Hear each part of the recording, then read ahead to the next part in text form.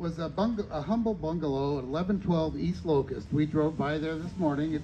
It's still there. Not in great shape, but you know, it wasn't in great shape when Dove got it.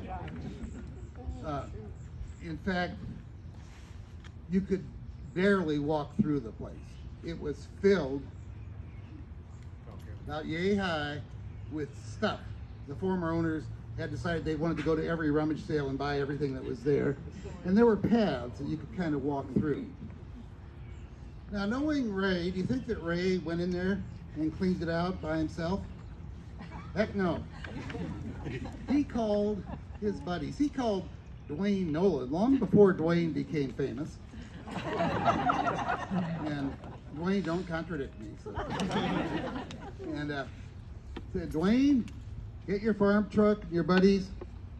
We got us a project. And they came up and they hauled the stuff out and they painted the walls and made it into a serviceable office that served Dove for many years. Not by himself. Putting a team together. And then we're going to roll the clock forward 15 years or so. And Ray's back at Dove as finance director now. Dove has a domestic violence program that's in its first couple of years. And in comes Clooney John to talk to us and says, I've been talking, with some of the Catholic sisters up at St. Teresa. And, we need a decent, permanent shelter for survivors of domestic violence. And St. James Church has this convent on Clay Street that it's empty now. And, take a ride by, see what you think. So we did. We said, yeah, that's pretty cool. This building might work. So as executive director, it fell upon me to make the first overture to Father Adamski, the longtime priest at St. James Church. It's been 35 years, so I can tell the story. Part of the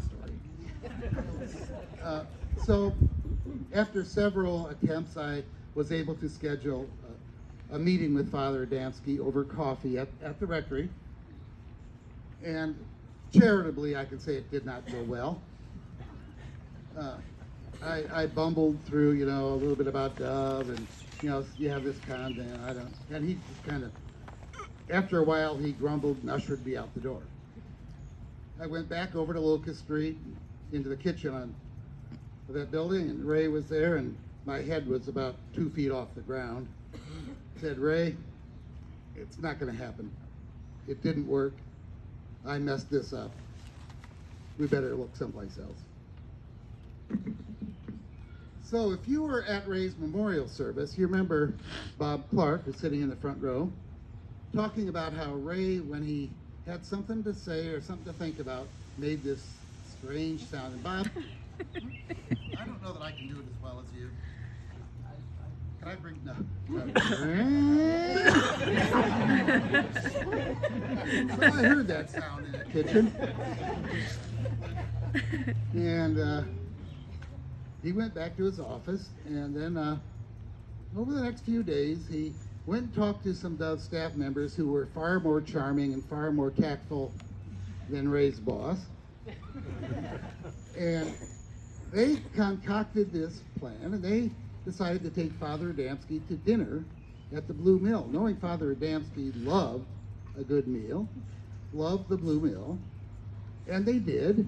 And lo and behold, a few weeks after that, Father Adamski had this independent brainstorm that wouldn't it be cool if they gave that content to Dove? Ray didn't do that by himself.